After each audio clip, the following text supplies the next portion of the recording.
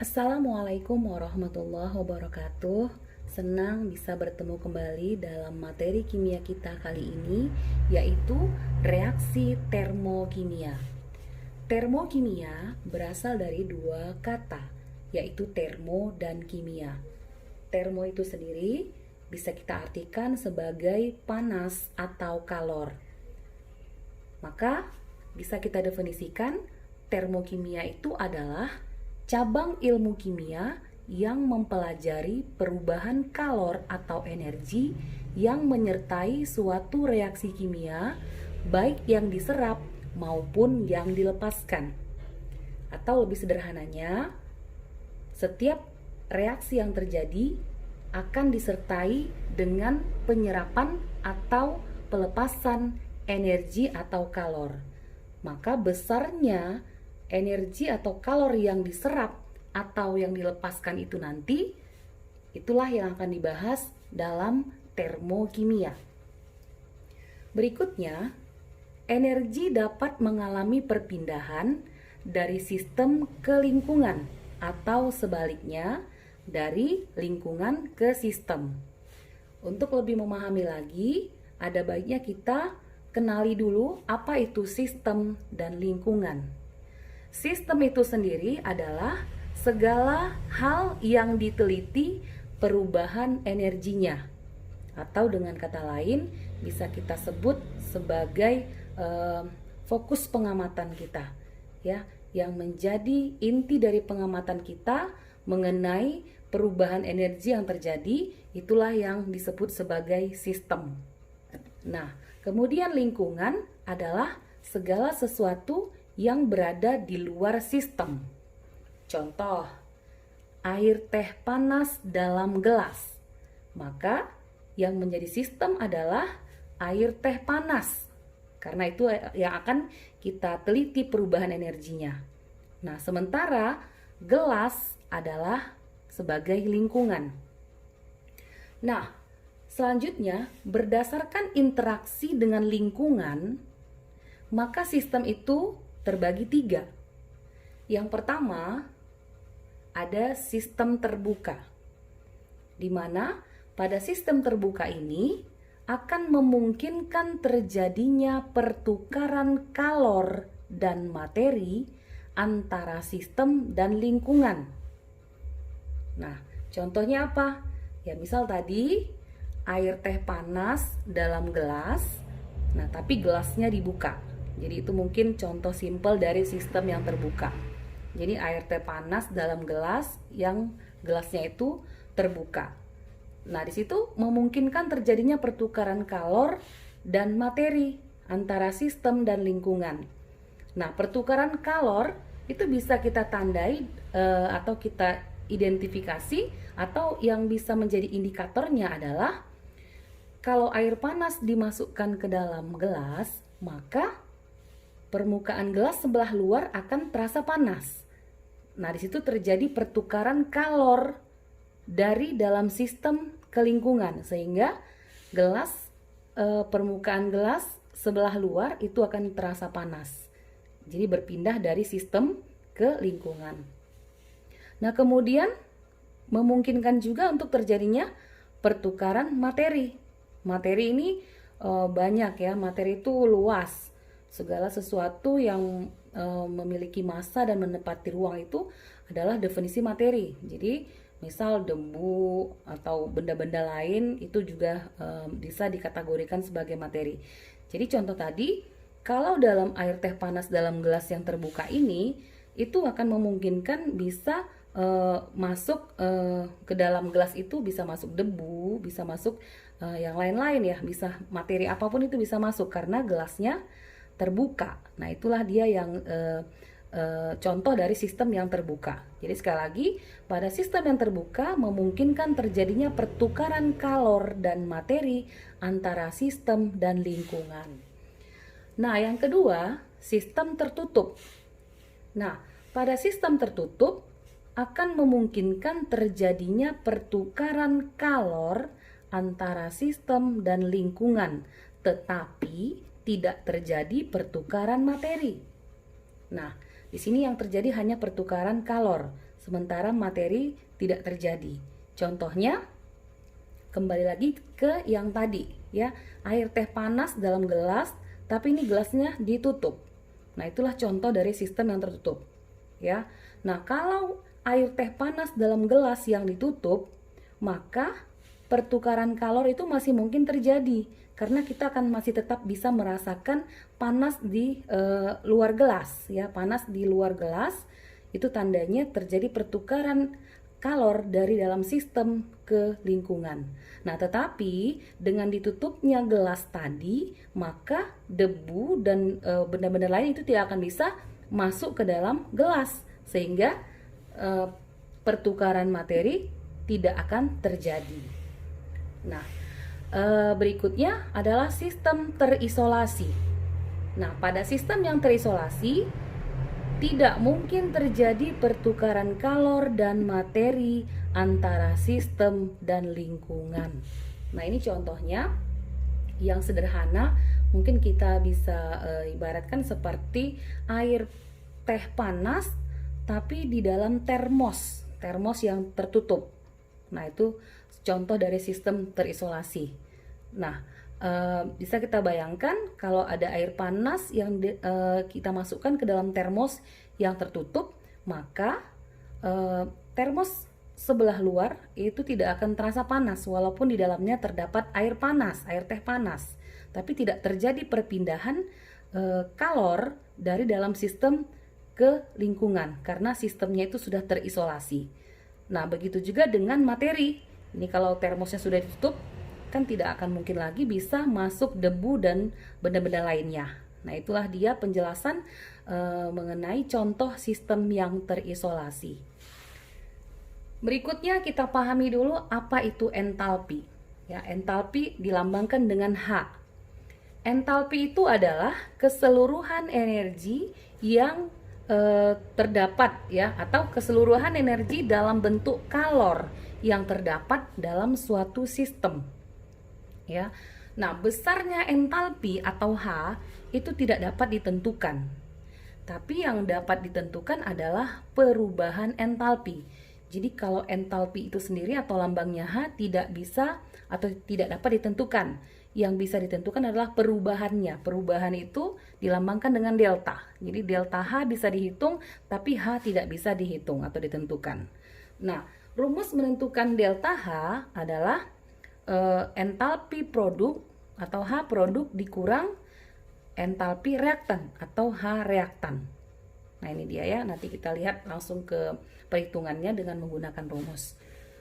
Selanjutnya akan kita lihat jenis-jenis reaksi termokimia. Jenis reaksi termokimia terbagi dua. Yang pertama ada reaksi eksoterm dan yang kedua ada reaksi endoterm. Pada reaksi eksoterm, sistem akan melepas kalor. Ini kita lihat pada diagramnya, sistem akan melepaskan kalor ditandai dengan panah yang mengarah ke lingkungan. Jadi di sini kita anggap sistem, maka di luar sistem namanya lingkungan, ada panah ke arah lingkungan, artinya sistem melepaskan kalor. Sehingga apa yang terjadi? Kalor pada lingkungan itu akan bertambah, ya, karena tadi sistemnya melepaskan kalor dari dalam sistem ke lingkungan, sehingga kalor pada lingkungan bertambah, atau bisa kita amati dengan terjadinya kenaikan suhu, sehingga lingkungan akan terasa lebih panas. Nah, sementara dalam sistem sendiri, karena tadi dia sudah melepaskan kalor, maka perubahan entalpinya akan bertanda negatif. Nah, kalau kita lihat pada diagram Cartesiusnya, reaktan berada di posisi atas, produk di posisi bawah, panahnya itu mengarah ke produk, karena arah panahnya ke bawah, itulah yang menandakan bahwa delta H-nya bertanda negatif. Jadi posisi produk itu berada di bawah reaktan.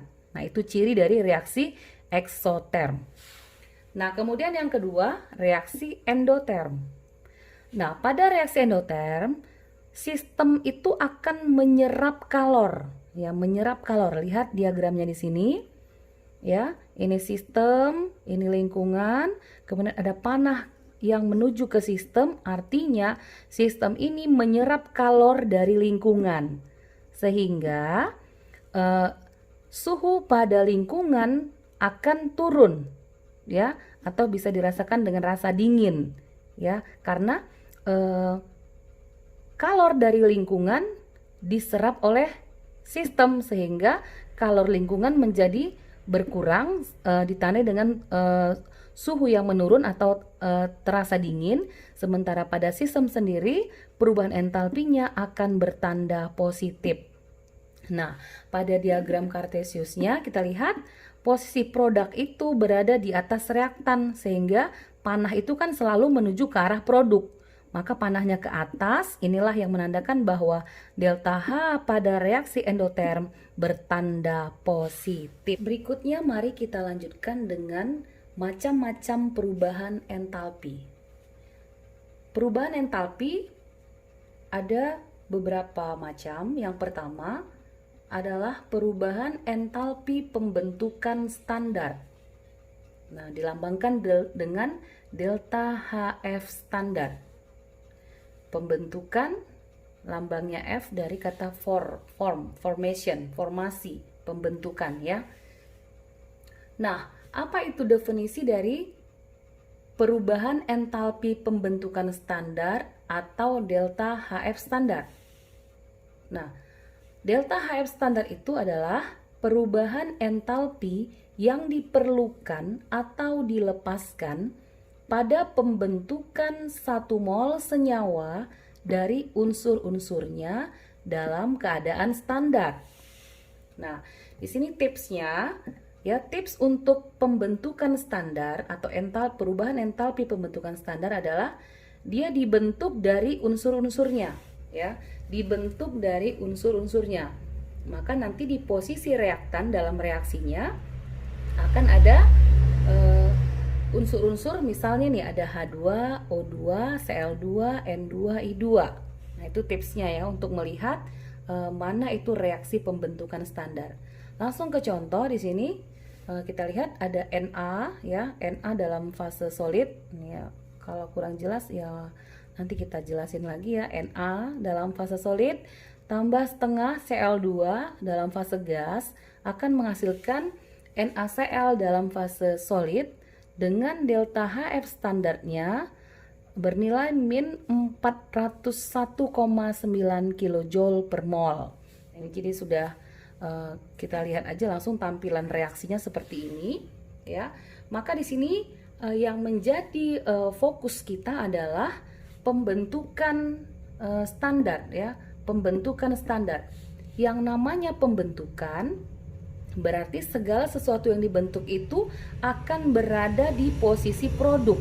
Ya, pembentukan yang dibentuk berarti akan terlihat di posisi produk.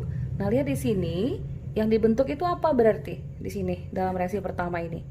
Yang dibentuk adalah NaCl karena NaCl berada di posisi produk. Nah, lihat di sini jumlah NaCl-nya itu sebanyak 1 mol. Ya, karena perbandingan mol itu sama dengan perbandingan koefisien, ya. Jadi karena koefisiennya 1, maka ini juga dianggap 1 mol jumlahnya. Nah, ini jadi reaksi ini bisa kita baca sebagai reaksi pembentukan 1 mol NaCl. Jadi ingat tadi kenapa dikatakan pembentukan NaCl?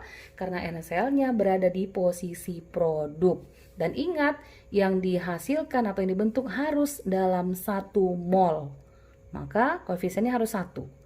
Jadi ini yang lain menyesuaikan. Acuannya tetap pada produknya. Oke, itu dia delta HF standar. Nah, kemudian contoh kedua, setengah N2 gas tambah 3/2 H2 gas akan menghasilkan NH3 berfase gas.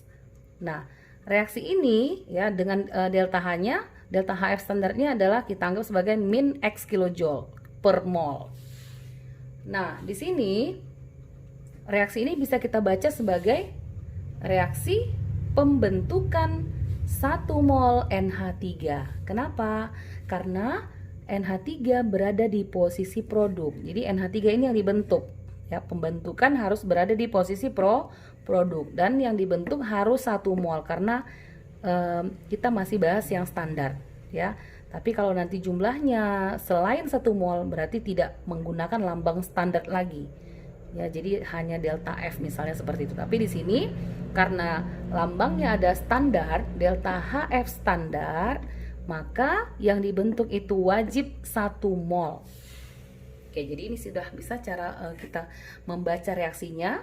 Sekali lagi, reaksi pertama disebut sebagai reaksi pembentukan 1 mol NaCl dengan delta HF standarnya minus 401,9 kJ per mol.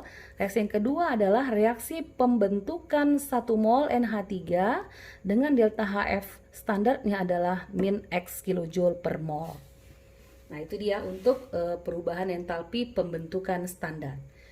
Yang kedua, perubahan entalpi penguraian standar dilambangkan dengan delta HD standar.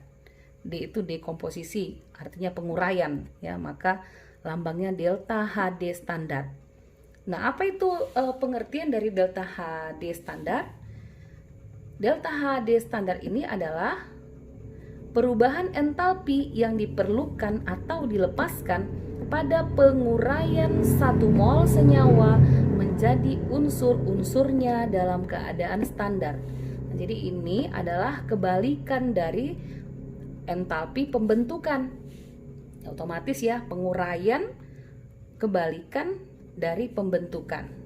Nah, di sini tipsnya itu tadi. Tipsnya delta HD adalah kebalikan dari delta HF. Nah, contohnya kita lihat. Kalau tadi pada pembentukan yang dibentuk itu akan terlihat di posisi produk, maka kebalikannya untuk entalpi penguraian yang diuraikan itu harus berada di posisi reaktan. Contohnya NaCl terurai menjadi Na dan Cl2, ya. Nah, ini dia reaksi penguraian NaCl, ya. Reaksi penguraian 1 mol NaCl. Berapa delta HD-nya? Nah, ini tinggal kita lihat. Berlaku hukum kebalikan. Kalau di sini tadi min 401,9, maka delta HD standarnya positif 401,9 kJ per mol. Jadi tinggal dibalikkan saja tandanya. Nah, contoh kedua, NH3 terurai menghasilkan N2 tambah H2. Ini kita lengkapi koefisiennya supaya setara, tapi ingat acuannya harus ke NH3-nya, harus 1 mol karena ini penguraian standar. Ya. Maka ini yang menjadi pecahan, ya, koefisiennya. Nah, di sini terlihat delta HD standarnya adalah positif X kilojoule. Jadi tinggal dibalikkan. Kalau di sini tadi dia bernilai negatif, maka untuk penguraian delta H-nya akan bernilai atau bertanda positif. Kita lanjutkan untuk macam-macam perubahan entalpi yang ketiga, yaitu perubahan entalpi pembakaran standar atau dilambangkan dengan delta HC standar. C itu dari combustion atau pembakaran. Nah, apa definisinya? Delta HC standar adalah perubahan entalpi yang diperlukan atau dilepaskan pada pembakaran sempurna 1 mol zat pada keadaan standar. Nah, tipsnya di sini adalah ditambahkan O2 karena setiap reaksi pembakaran itu akan memerlukan oksigen atau O2. Maka wajib nanti terlihat di posisi reaktan itu ada penambahan O2. Nah, itu ciri dari reaksi pembakaran. Nah, contohnya di sini kita lihat C2H5OH liquid ditambah 3O2 gas akan menghasilkan 2 CO2 gas ditambah 3H2O gas dengan delta HC standarnya bernilai min 1350 kJ per mol. Maka sekali lagi, yang menjadi indikator reaksi pembakaran adalah dengan adanya O2 yang ditambahkan pada reaktan. Maka cara membaca reaksi ini adalah reaksi pembakaran 1 mol C2H5OH. Itu dia tadi ya. Ada indikatornya O2 yang ditambahkan pada reaktan, sehingga reaksi ini adalah disebut dengan reaksi pembakaran 1 mol C2H5OH. Jadi ini yang dibakar karena ini yang ditambahkan dengan O2. C2H5OH dibakar, artinya seperti itu, menghasilkan CO2 dan H2O. Itu dia untuk entalpi pembakaran standar. Berikutnya ada entalpi perubahan entalpi netralisasi standar, ya, dilambangkan dengan delta Hn standar. Delta Hn standar didefinisikan sebagai perubahan entalpi yang diperlukan atau dilepaskan untuk menetralkan 1 mol asam oleh basa atau sebaliknya. Sebaliknya berarti 1 mol basa oleh asam yang diukur pada keadaan standar. Lihat contohnya di sini. NaOH itu adalah basa, ya. Kemudian HCl adalah asam. Jadi basa tambah asam, jadi menetralkan ya. Basa tambah asam, ini dia menghasilkan garam tambah air ya, NaCl tambah H2O. Delta Hn-nya bernilai min 50 kJ per mol. Nah, di reaksi kedua lihat ya, ini masih basa tambah asam juga. Nah, tapi lihat di sini sudah ada perbedaan koefisien. Kalau di sini tadi jumlah asam dan basanya itu sama-sama 1 mol. Ya, 1 mol, sehingga delta Hn-nya min 50 kJ per mol. Nah, di reaksi kedua terlihat bahwa basanya ini sebanyak 2 mol. Ya, sebanyak 2 mol. Maka di sini ya, kita harus cari dulu berapa delta Hn untuk masing-masing komponen basa dan asam yang ada pada reaksi ini ya. Jadi dari reaksi umumnya terlihat delta Hn-nya min 200 kJ per mol, maka otomatis nilai delta Hn yang ini akan berlaku untuk reaktan yang memiliki koefisien 1. Ingat kembali tanda standar. Standar itu adalah untuk 1 mol senyawa yang dinetralisasi ya. Karena di sini tadi perubahan entalpi netralisasi, berarti yang dinetralisasi itu harus sebanyak 1 mol. Nah, di sini yang 1 mol yang mana? Otomatis kita lihat di sini koefisiennya ya. Yang bernilai 1 mol adalah H2SO4 ya. Maka otomatis di sini delta Hn H2SO4-nya sama dengan minus 200 kJ. Dilihat dari reaksi awalnya ya, dari reaksi awalnya di sini. Nah, sementara untuk NaOH itu harus kita cari dulu karena NaOH-nya sudah punya koefisien 2. Artinya NaOH yang bereaksi di sini adalah sebanyak 2 mol. Maka kita cari untuk yang 1 mol untuk delta Hn-nya. Maka delta Hn untuk NaOH adalah min 200 dari reaksi ini tadi dibagikan dengan koefisien yang dia punya. Min 200 dibagi 2 ya. Hasilnya minus 100 kJ per mol. Jadi inilah dia besarnya delta Hn untuk NaOH sebesar min 100 kJ per mol. Sementara delta Hn untuk H2SO4 itu sama dengan minus 200 kJ per mol sesuai dengan reaksi yang tertulis ya, dimana kita sinkronkan tanda standar dengan koefisien yang dipunya dari masing-masing senyawa yang terlibat dalam reaksi ini. Jadi yang berhak memiliki nilai yang sama dengan delta Hn ini adalah yang berkoefisien 1. Maka otomatis di sini delta HNH2SO4-nya bernilai min 200 kJ per mol. Selanjutnya yang kelima adalah perubahan entalpi penguapan standar, dilambangkan dengan delta H standar, evaporation, penguapan ya. Delta H evaporation adalah perubahan entalpi yang diperlukan atau dilepaskan pada saat 1 mol zat dalam fase cair berubah menjadi fase gas pada keadaan standar. Jadi di sini yang menjadi fokus kita adalah fase dari senyawanya. Jadi kalau dikatakan penguapan berarti perubahan fase dari fase cair ke fase gas. Contohnya H2O liquid berubah menjadi H2O gas. Jadi di sini fase berubah dari liquid menjadi gas, maka ini dikatakan sebagai reaksi penguapan dengan delta H evaporation-nya sebesar positif 44 kJ per mol. Jadi ingat ya, kita lihat di fasenya.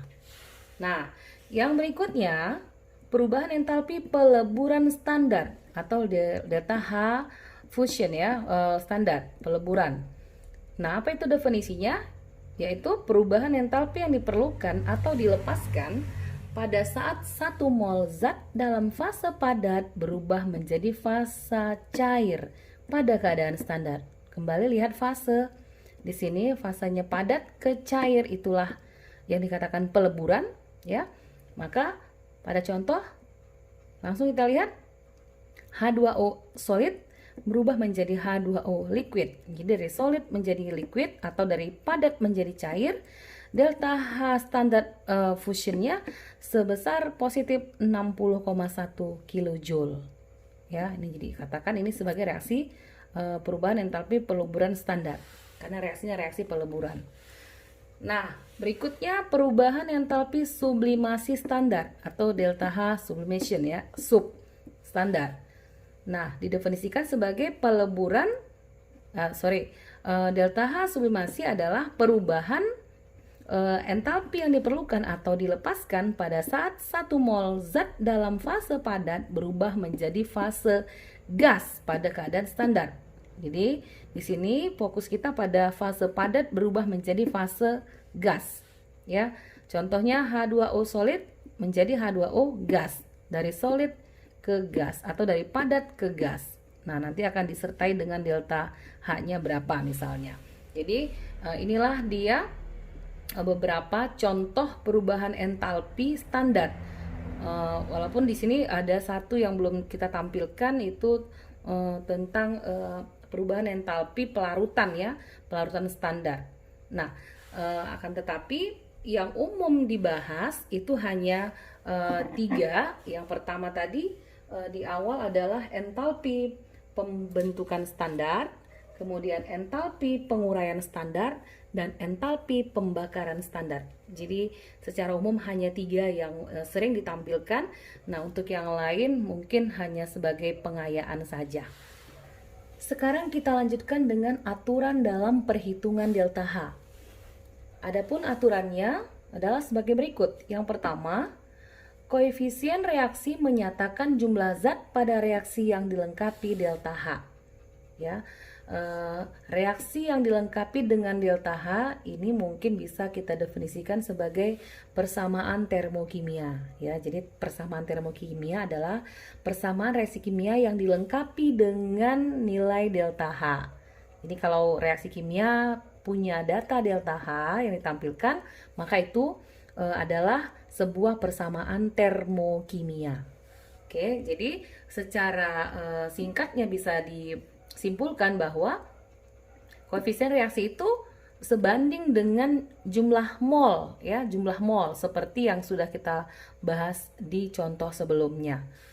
Nah, kemudian yang kedua, harga delta H bergantung pada jumlah zat. Jadi nilai delta H-nya itu bergantung pada jumlah zat. Nah, di sini ada 4 poin yang harus kita ingat. Bila reaksi dibalik, maka tanda delta H-nya juga ikut dibalik. Kemudian yang kedua, bila reaksinya dikali, maka harga delta H-nya juga ikut dikali. Ya, berikutnya bila reaksinya itu dibagi, maka harga delta H juga ikut dibagi. Dan bila reaksi dijumlahkan, maka harga delta H juga ikut dijumlahkan. Jadi apa perlakuan yang kita buat untuk reaksi, maka perlakuan itu berlaku juga untuk delta H-nya, ya, untuk nilai delta H-nya. Kita lanjut yang ketiga, aturan dalam perhitungan delta H dengan menggunakan hukum Hess. Nah, jadi pada hukum Hess yang berbunyi harga delta H tidak bergantung pada jumlah tahap reaksi, tetapi bergantung pada kondisi zat-zat yang bereaksi atau reaktan dan zat hasil reaksi atau produk.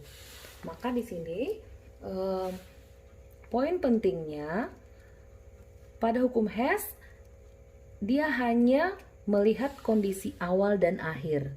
Untuk tahapan itu terserah, ya, mau dibuat perlakuan seperti apa. Nah, jadi dia tidak bergantung pada tahapan itu. Yang penting hasil awal harus sama dengan hasil akhir. Itu dia poin pentingnya. Nah, lihat di contoh di sini sudah saya tampilkan. Ada sebuah reaksi yang diketahui, kemudian ada reaksi yang ditanya, ya, delta H-nya. Nah, maka didapatlah hasil seperti ini. Nah, mungkin bisa kita buat rinciannya, perhitungannya. Oke. Ya, kita coba buat penyelesaiannya, ya. Ini saya pindahkan soal yang tadi. Diketahui sebuah persamaan reaksi termokimia C4H8 tambah 6O2 menghasilkan 4CO2 ditambah 4H2O dengan delta H sebesar min 120 kilokalori. Nah, yang ditanya adalah berapakah besar delta H untuk reaksi 8CO2 tambah 8H2O menghasilkan 2C4H8 tambah 12O2. Nah, sesuai dengan bunyi hukum Hess, bahwasannya proses penyelesaian atau proses perhitungan atau penentuan delta H dengan menggunakan hukum Hess itu hanya bergantung pada kondisi awal dan akhir. Untuk tahapan itu terserah. Jadi misalnya gini, ada 3 tips yang harus kita ingat untuk penyelesaian dengan menggunakan hukum Hess. Yang pertama, ya, itu ada 3 hal yang harus kita samakan. Ya, 3 hal yang harus kita samakan. Yang pertama, samakan senyawanya. Yang kedua, samakan posisinya. Yang ketiga, samakan koefisiennya. Nah, untuk yang pertama, samakan senyawa. Kita bandingkan reaksi yang diketahui dengan reaksi yang ditanya. Kira-kira senyawa apa yang sama, ya, yang ada di reaksi diketahui dengan reaksi yang ditanya. Kita lihat, ternyata yang sama itu adalah nih, C4H8. Pada data ada C4H8, ya. Pada reaksi yang diketahui ada C4H8 dan pada reaksi yang ditanya ada juga C4H8. Nah, ini yang sama. Kemudian samakan yang kedua, yaitu posisinya. Samakan posisinya. Pada reaksi diketahui C4H8 itu berada di posisi reaktan, ya, reaktan sebelum reaksi atau sebelum panah, ya. Sementara di soal yang diminta C4H8 ini harus berada di posisi produk. Maka perlakuan yang harus kita lakukan untuk reaksi yang diketahui ini adalah mengubah posisi C4H8-nya supaya berpindah ke posisi produk. Karena ingat, acuan kita adalah soal yang diminta. Maka ini harus diubah ke posisi produk. Supaya berubah atau berpindah, maka reaksi ini harus kita apakan? Harus dibalik. Ya, harus dibalik reaksinya. Nah, coba kita balik, ya, supaya terlihat posisinya sama. Kalau dibalik berarti reaktan jadi produk, produk jadi reaktan. Menjadi 4CO2 tambah 4H2O akan menghasilkan C4H8 tambah 6O2. Nah, ini dia setelah dibalik. Nah, bagaimana dengan delta H? Ingat tadi, kalau reaksi yang dibalik, maka delta H juga harus dibalik. Maka delta H-nya di sini yang tadinya bernilai negatif dibalik, berarti tinggal ubah tanda menjadi positif 120. Oke, itu dia. Kemudian kita lihat lagi, apakah sudah sama reaksi ini seperti reaksi yang diminta soal? Nah, ternyata belum sama ya. Ternyata belum sama. Nah, kita lihat lagi apa yang belum sama. Nah, senyawa C4H8 yang diminta soal itu harus punya koefisien 2. Ya, sementara di sini masih 1. Ya, masih 1. Posisi sudah sama nih. Posisi sudah sama-sama di produk, tapi koefisien belum sama. Nah, dia mintanya 2, di sini masih 1. Maka supaya ini sama dengan soal yang diminta, ya, berarti kita harus buat perlakuan lagi terhadap reaksi ini. Diapakan reaksinya supaya sama seperti soal yang diminta? Harus dikali 2, ya. Maka ini kita kali 2 lagi. Jadi selain dibalik, dikali 2. Oke. Nah, kalau ini dikali 2 berarti semua ruas harus kali 2. Apa hasilnya? Silakan dikali 2. Ini 4 kali 2, 8 CO2 tambah kali 2 lagi 8 H2O menghasilkan ini 1 kali 2 2 C4H8 ditambah 6 kali 2 12O2. Delta H-nya juga harus kali 2 menjadi positif 240 kilokalori. Nah, sekarang kita lihat reaksi yang terakhir kita buat ini apakah sudah sama dengan reaksi yang diminta soal. Ya, kita tandai ini. Apakah sudah sama dengan reaksi yang diminta soal? Tadi reaksi diminta soal yang mana? Ini. Apakah sudah sama? Ya, kita samakan dulu nih. 8 ya. CO2 8H2O menghasilkan 2 C4H8 tambah 12O2. Ternyata reaksinya sudah sama, maka delta H-nya ini dia sudah dapat otomatis setelah dibalik dan dikali 2, maka nilai delta H-nya adalah positif 240 kilokalori. Jadi seperti inilah penyelesaian dengan menggunakan hukum Hess. Sekian dulu penjelasan dari saya untuk materi kita kali ini. Semoga bisa bermanfaat dan menambah pengetahuan kita bersama. Atas segala kekurangan, saya mohon maaf. Assalamualaikum warahmatullahi wabarakatuh.